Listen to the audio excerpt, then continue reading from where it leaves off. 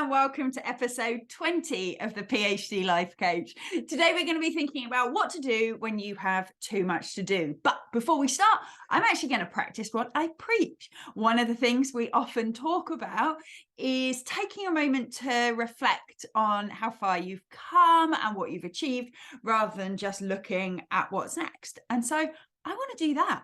This is episode 20, guys.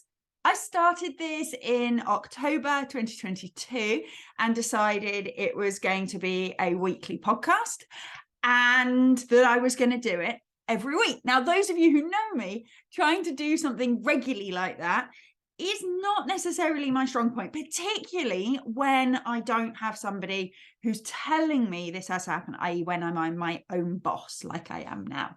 Now, I say it's not my strong point. I'm going to call myself on that. I do finish things. I do stick to things, but I have a story about myself that I don't stick to things and that I can't do things regularly. And more I'm realizing that is just a story, and it's not a story that helps me, because the more I tell myself I'm not somebody who finishes things, who sticks to things, the easier it is to be somebody who doesn't. And so with this, I decided I was going to be somebody who published their podcast every week. I published it every week all through the Christmas holidays, not because I worked through the Christmas holidays, because that's another boundary I've set for myself, that I'm not going to work holidays anymore, but because I planned ahead and got those episodes recorded. I nearly missed last week's episode because, for various reasons, holidays, not feeling that great, I'd left it. But I decided, no, I am someone who does this every week. And so I got it done. And last week's episode came out. So I just want to take that second to say, yay me, I've done 20 whole episodes. Thank you all for listening. I really love hearing stories about how useful you're finding these. People keep telling me it feels like I can see inside their heads. I assure you, I am not mind reading. We are just all human beings coping with the same academic system. Here's to 20 more, 100 more, who knows? Let's go. But today we are thinking about what to do if you have too much to do. I was talking to a friend at the weekend and he was asking more about what I do in my job now. He used to know me at my old job. And as I was explaining to him, he said, well, okay, take an example. What would you do if someone said they were overwhelmed? And I explained what I know happens when we feel overwhelmed. We start to think about all the things we have to do. We start to feel the emotion of overwhelm, which can feel really crushing. It can feel like you're drowning. And then we start to not be able to prioritize. We start to tell ourselves that we have to do all the things, but we can't do all the things. And so we either procrastinate entirely by doing something completely different, scrolling on social media, going and get food, whatever your thing might be, or we do something called frantic action, where we just try and get things done. So suddenly your admin is super important. Suddenly filing away those things that sat on your desk for 3 months is super important and has to happen right now. And as I was talking, he put his head on the table and was like, oh my goodness, this is literally me. And again, it's totally human. When we tell ourselves we have too much to do, we get overwhelmed. And when we get overwhelmed, we either don't do anything or we do the wrong things. We also sometimes take it out on others. I remember many times in my career where I was feeling under pressure, I was feeling behind and like I wasn't on top of things, and it made me much less tolerant of other people. It made me much less able to cope when somebody else was late with something or didn't do it how I thought they were going to do it. I got more snappy, I got more judgy, and it all came from this place of personal overwhelm. So we know this thought, I have too much to do, is a problem, because it leads to emotions like overwhelm, which don't lead us to feel good and don't lead us to get done the things that we want to get done. Now, those of you who've been listening for a while will know, what do? We look at the thought, and the first question we ask ourselves usually is it true? Is it true that we have too much to do? We're not going to do that this week. The reason we're not going to do that is because if you're listening to this podcast, you are probably a PhD student or an academic. And if you're a PhD student or an academic, you have too much to do. We're going to take that right out of thought line, put it in the circumstances line. It is a fact. There are too many things for you to do.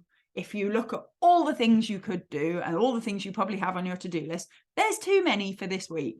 There's probably too many for this semester and for this academic year. So what happens if we take that as a fact? There are too many things to do. What we traditionally do, if we accept, yes, that is a fact, is we say, yeah, but I have to do them all. I have to do them all.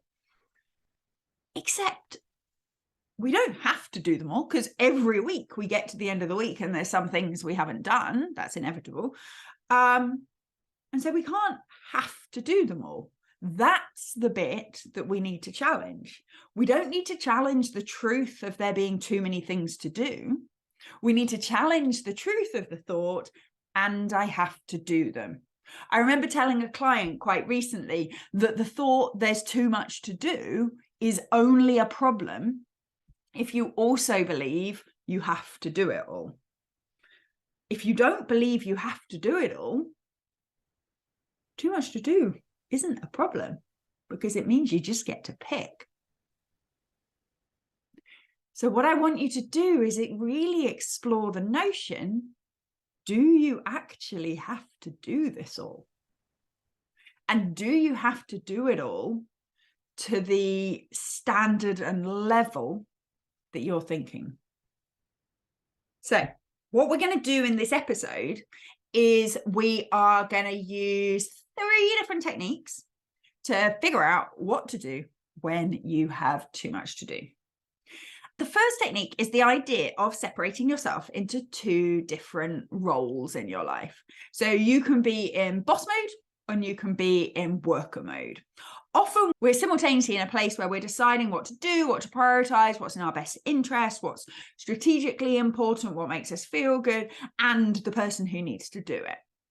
And when we're trying to do both those things at once, it can feel like a real battle, because part of you is saying, oh, we should do this. And the other part is going, oh, I don't really feel like that now. And then part of you is going, yeah, but it would be really important. The other part is going, yeah, but we haven't got time. And so you kind of end up having this sort of argument with yourself, which can be really, really tiring.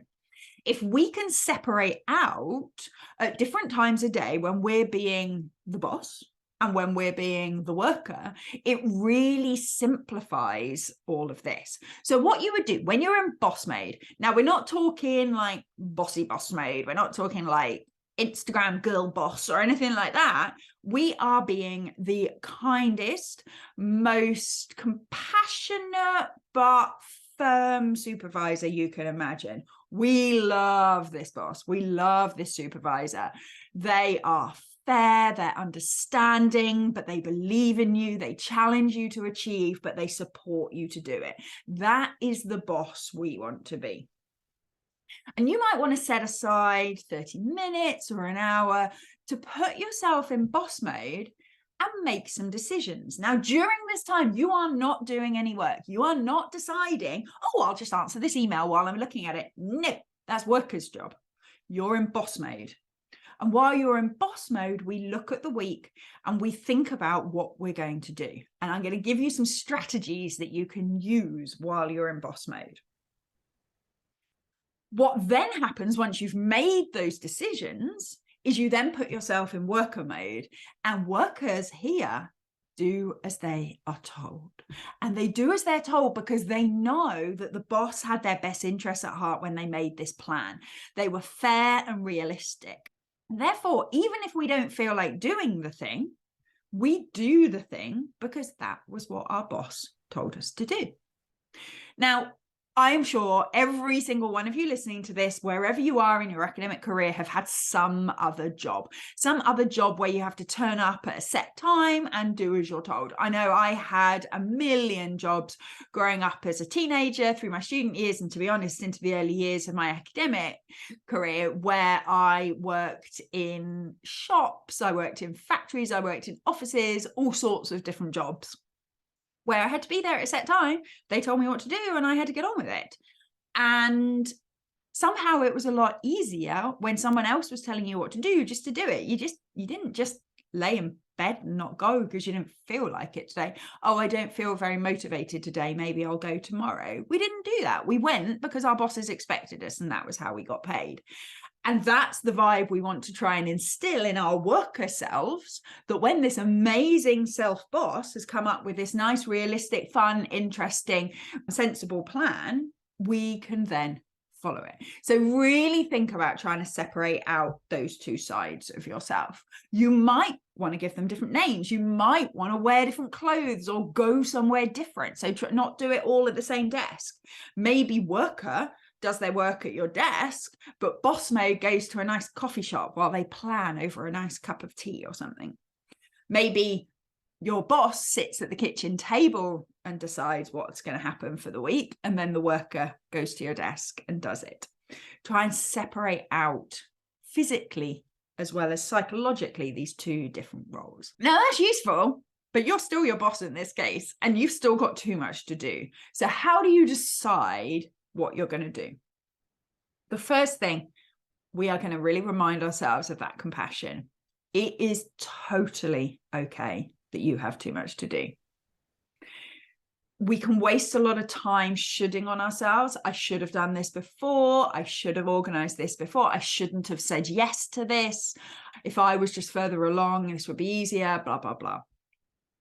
We are not the sort of boss that says those things to our workers. And we are not the sort of person that says those things to ourselves. Well, we might be at the moment. We probably are. We all do. It's a habit that this society kind of creates, but we don't have to. We can tell ourselves that we are not that boss anymore. It is totally understandable that you have too much to do. You work or study in academia. There is too much to do. We live in a culture with very few boundaries, where people talk about obscene levels of productivity as though it's a good thing. We're in this all the time. It's totally understandable that you have too much to do, and that's fine. There will be things on your list that you could have done before and you didn't, but you were overwhelmed then. You're overwhelmed now. It's fine. You've done nothing wrong.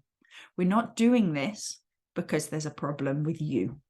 We're doing this because there's too many things on your to-do list right now, and we just need to figure that out. So if you haven't gone back to my very first episode where I talk about how to be your own best supervisor, this would be a really good time to revisit that. We talk about being compassionate and we talk about being curious. And the curious really comes into its own now, because we start to go, okay, if I take all the shoulds out of this, if I take the fact that, maybe I could have done this earlier, I shouldn't have said yes to it. I've got too many things. How do I solve this problem? Let's figure it out. We're clever people. We can figure these things out. The fact is, you could look at somebody else's to-do list and help them prioritize it. And that's because you're able to separate yourself from some of the emotion that you have when you look at your own. But we're not just going to say, prioritize it. I hate those advice things. Or when you see it on Twitter and stuff, and it just says, what to do if you've got too much to do. Look at your list. Prioritize, work on the top priorities. Well, how do we prioritize? Do we prioritize what's best for our long-term career? Do we prioritize what's going to make it less deeply unpleasant in the next hour? Do we prioritize things we do for ourselves? Do we do for other people? What do we prioritize?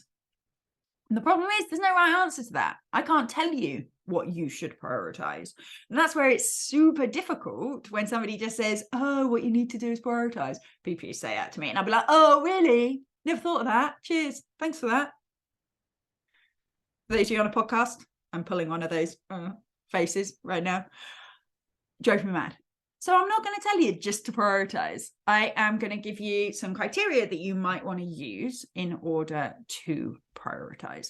And to do this, I want you to think about spinning plates. So some of you who listen to my podcast for a while, who know me outside of this, know that I love the circus. I am involved in some of the more acrobatic ends of circus stuff. But another circus trick that people do is spinning plates. So having plates on tall sticks, and you wibble the stick. Not sure wibble is the technical word for it, but we'll go with it. You wibble the stick and the plate spins. And the problem is, they can spin on their own for a while and they look super cool, but after a while then they slow down and they start to wobble. And if you're not careful, you don't give them another wibble, then they wobble too much and they fall off.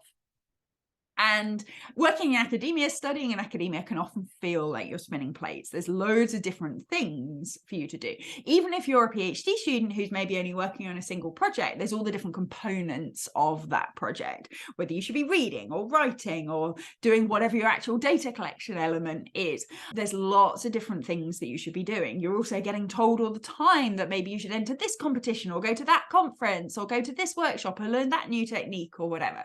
We're all spinning lots of plates. So we are going to use this analogy, the spinning plates analogy, to think about how do we pick which things to do in a particular week. First job, what plates are you spinning? Let's get a list. Sometimes the problem is that we don't actually even know what's on our to-do list because we don't want to write it down because that's too much. So get them all out. What plates are we spinning? What are the main tasks that are actually spinning at the moment? And the first question I want you to ask yourself is, which plates don't even need to be spinning right now? So often we have projects where we're going, oh, and I need to do that. Oh, and I need to do that. But actually, they're not things you are planning to do this week. They're things you need to remember for next week or the week after, perhaps. But they're not things that are actually at the top of the to-do list now. So first job is look at this to-do list. Which of these are you actually just realistically not doing this week? Maybe they don't need to be. Maybe it's planning for a conference. It's not for 6 months and you don't actually need to plan it yet, but it needs to be on your to-do list. Start next week's to-do list now. Don't worry if you're actually going to do it next week. Just dump it over for next week. We consider it again next week. So which of these plates can you put down? It's a lot easier to spin plates when you've got fewer. Now we're remaining with the ones that we think on some level at least we need to spin this week. What I want you to think about now is which of these plates are the most valuable. And you get to define this. So which are the most valuable in the sense they'll bring most benefit to you? Which are the most valuable in the sense that they bring value to somebody else in a way that you want to be a part of? So not just writing something that builds somebody else's career, but perhaps supporting students, returning comments on somebody else's draft, that sort of thing. So which are the most valuable plates? At the same time, though, I also want you to think which of these plates are most fragile. Which of these plates would it be a disaster if you let them drop? So perhaps you have promised somebody that you'll get comments back to their on their paper this week, and they have a deadline of next week, and it's a hard deadline. If they miss it, they won't be able to submit. Maybe that counts as a fragile plate. If you drop that plate this week, they're not going to submit for that conference. They're not going to submit for that special issue, whatever it is. Maybe that would be a fragile plate. Maybe, though, you've said that you'll give it back this week, but to be honest, they're in the lab. They've got a ton of other stuff happening. If you just let them know, it doesn't really matter if it falls off or not. They're not counting. So knowing which plates are more valuable, knowing which plates are more fragile can really help us to choose which ones we need to spin. The next question I want you to ask yourself, though, is how much spinning do they need? So when we think about what's fragile and what's valuable, sometimes there are things that would be really useful in the long run to keep going, but they're not urgent this week. If you're familiar with Stephen Covey's 4 quadrants, these would be ones that fall in the important but not urgent. Often it's things like reading around a subject, for example. It doesn't have to happen this week. Nothing's going to fall apart if we don't do it this week. But if we don't do it any week for 6 months, then we're going to find ourselves behind. And these are often the ones that we really neglect, and we save them for a time where we're going to have time, but we never have time. So the next question I want you to ask yourself is, what's the minimum spin I could give this plate to keep it going? So especially for important non-urgent stuff, rather than saying, oh, I haven't got time for that this week, I'll find time next week, I'll find time the week after that, and then that time never comes, what's the minimum little spin you could give it that would just keep it going? So Could you spend 20 minutes scanning a new article just to pick out some key points? That's it. Rather than just putting the plate down, what's a little spin you could give it just to keep it ticking over? If you haven't got time to read somebody's draft this week, for example, could you drop them a quick email saying, had a glance over it, I think we're missing a section on that. Why don't you crack on with that section and I'll read the rest of it next week, for example. What's a little tiny spin you could do just to keep those going? Another question to ask yourself is, do you have any plates that if you gave them a good spin now, you could then take off and put down? So which plates, this is where my analogy starts to break down a little bit, but go with it, where they're nearly at the end of their spinning, where actually if you could give it 2 hours this week, then it could be the end of that plate. You could put it down. Those are really worth prioritizing because they're ones where spinning it means that with a few hours work, you'll have one less plate to spin. So if you've got something that is just a few hours of finishing, how can you prioritize that one this week so that next week that's not even a plate anymore? So get the thing submitted so that it's somewhere else, whether that's submitted to your supervisor, so it's on somebody else's desk, whether it's submitted to a journal, whatever it might be. Can you get that thing so that next week it's not even on your to-do list? That's another one to prioritize. Another option you can do is to think which plates are close together. Now for this, I want you to imagine you're on stage. These plates are spinning all across the stage and you are running around madly trying to spin all of them. Imagine that panic, imagine how chaotic it looks, imagine how you are not your best self if you're doing that. Whereas if you can look at the layout of your plates and decide which ones are close together, it'd be so much easier if you could go to one side of the stage and spin all of those and then go somewhere else and spin all of those. The same goes for our to-do list. See whether you can cluster tasks together so that while you're sorting out that admin task, you also do that admin task, that admin task, and that admin task. I used to start organizing my to-do list by people. So when I was head of education, overseeing all the undergraduate and postgraduate taught master's programs in my school, I would order things by person who I needed to speak to about it. So that when I went to see George, I had 6 things that I needed to deal with George. They were all different things, but they were all George things. And so rather than sort of bothering him all the time, I would go and I would have my little list that were all him things. How can you cluster things? If you need to go to the finance office, what's 4 things you can do at the finance office while you're there so that you tick off a bunch of different things?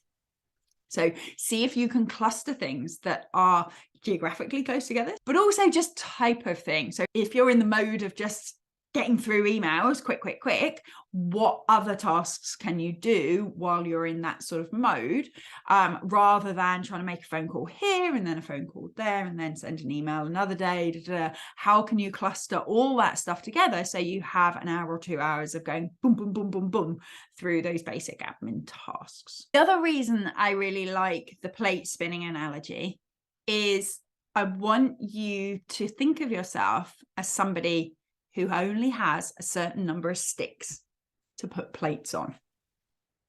So when you're making decisions then about whether you can take on a new task, you can take on a new plate, you look at how many sticks you've got and decide if you have space or not.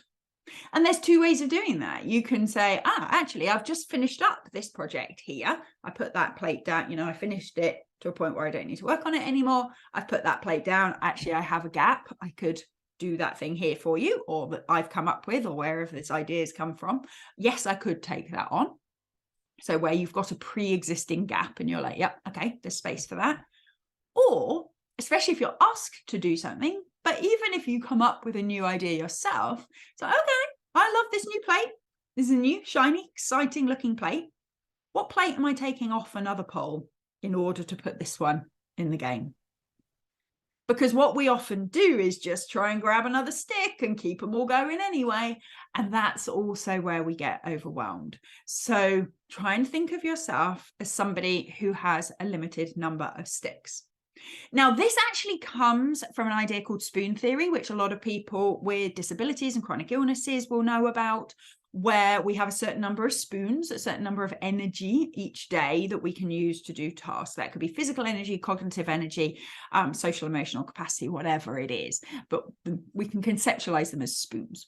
And it follows from that. But the thing that I love about this is everybody has a limited number of spoons, or in my analogy, a limited number of poles to put their plates on.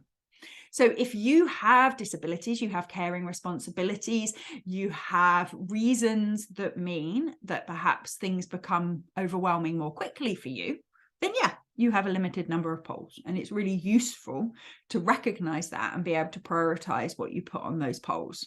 But those of you with disabilities are probably already really good at that. Where I see people struggling is where there's no specific disability, there's no specific reason, and they therefore somehow think they have infinite poles. I used to think this. I'm a highly energetic, highly enthusiastic person and always thought I had unlimited poles. I did not have unlimited poles. I just didn't acknowledge where I had limits. And so I would just keep piling more tasks on and try and do them all anyway, and then beat myself up when I couldn't, as though I should be able to manage infinite spinning plates on infinite numbers of poles.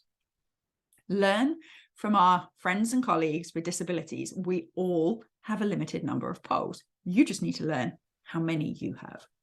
How many things can you keep going at any one time? So when you're thinking about taking on something new, really look at those notional poles. Have you got a space? Can you create a space? Or is this plate going to have to wait until you finish spinning some of the others? So I said I was going to give you 3 tactics in this episode. First tactic is this idea of separating out boss mode and worker mode. And then when you're in boss mode, is using this plate spinning analogy to really consider what tasks you have, what you can put down, which ones you need to do this week. My final one actually comes from some project management training that I did years ago. I'm a bit of a habitual course taker. I think it comes from a sort of insecurity that I don't know enough about this and I don't know enough about that. And so when I was doing my postdoc, I had some funding for CPD and I did some project management training. One of the concepts you come across in formal project management training is the project management triangle. I want you to imagine a triangle where on one corner of the triangle, it says time. Another corner of the triangle, it says quality. And the other corner of the triangle, it says resource. So time, quality, resource. And in the middle of the triangle is written scope. Now, what the project management triangle says is that if one of these things changes, the others need to change too. So if you want to complete something faster, i.e. you're reducing the time, then you need to change either the quality, the resource, or the scope. So if you have less time than you thought, you either need to do it less well, you need to bring in people to help or throw resource at it in some other way, or you need to reduce the scope of what you're doing. Now, this can be really useful for decision making. Often when we say, I have to do this, I don't have time, we don't have any other solution. We have to do it, we don't have time. So we just sort of put our heads down and try and do as much as possible. And what we're doing there is we're adding more resource in the form of ourselves doing more hours on it. And we do that as though that's our only option. And sometimes it is. Maybe there is an absolutely fixed scope, an absolutely fixed quality, and an absolutely fixed deadline. And you have no one else that you can ask to help you. So you have to throw more of your own resource at it. You have to give more of yourself. Sometimes that's the situation. It doesn't have to be the only option that people ever consider. Now, Instead, I want you to think, what would happen if we considered the other elements of this triangle? Can you ask for more time? Can you get an extension so that you can give the same amount of yourself per day, i.e. resource, but you have longer to do it? Sometimes that's possible, sometimes it's not. It's useful to consider what's stopping you asking. Quality. Now, we always say we don't want quality to go down. We don't want to hand in something that's rubbish. But it really depends what stage of the process we're at. If this is a draft for your supervisor, would your supervisor rather have a rough draft at the time you said you'd do it, or something more polished with an extension? Maybe that's a question you could ask your supervisor. We always assume they want the perfect version, even if that means it takes longer. But as a supervisor, there were many times where I would rather have seen a rough draft on time, so I can see where you're up to, whether you're going roughly in the right direction, whether there's any fundamental misunderstandings, rather than you taking an extra 2 weeks to polish something that I am not even sure you're going in the right direction. So sometimes actually being able to say, look, I can either get you a rough draft by this time, when we originally said, or I can get you something more polished by that time. You and the supervisor can work out together which of those is better. If you can't compromise on the quality, you can't ask for more time, and there's a limited amount of resource that you're able to give it or willing to give it, then the scope has to change. So in that case, maybe the parameters around your literature review need to be less. So maybe you only focus on experimental studies instead of experimental and descriptive studies, or whatever it might be, translate into your subject area. The scope needs to change. Okay. So keeping that in mind, thinking what different options you've got.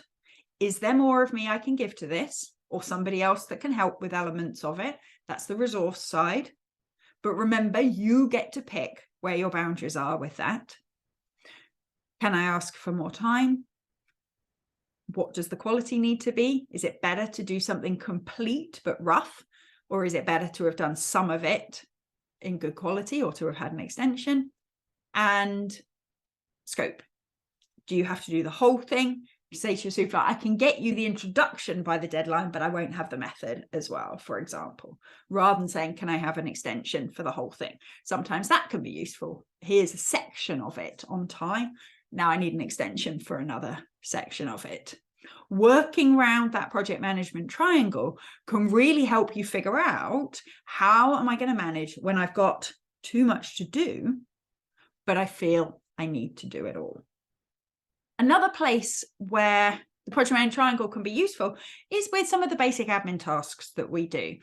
We're all high achieving people. We like doing things well. I have spent a lot of time correcting fonts on forms because those stupid autofill forms come out in one font for one box and one font for a different box, and it annoys me.